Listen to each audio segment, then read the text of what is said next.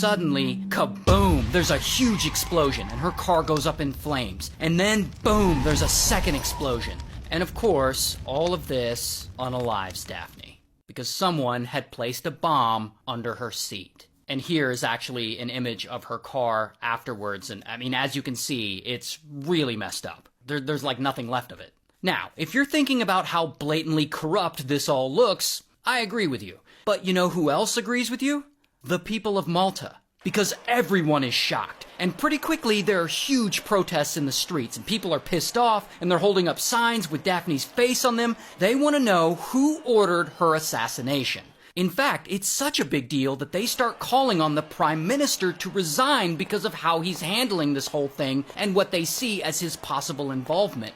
And in 2020, the Prime Minister of Malta, the leader of the country, actually resigns over this. That's how crazy it's gotten. Also, after some investigating, bam, 3 goons are arrested for Daphne's murder. Here's one of the guy's mugshot, and here's another guy's mugshot. And I don't have a mugshot for the third guy, but here's a picture of him. Now, according to these goons, their beef with Daphne wasn't necessarily personal.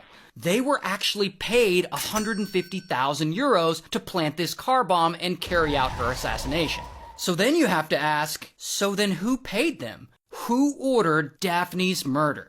Well, so far, all leads trace back to a wealthy Maltese businessman. A businessman who had once been exposed by Daphne in her blog when she got the Panama Papers. Allegedly, he ordered the hit. And then so police go to his yacht where he's chilling and bam, they arrest him.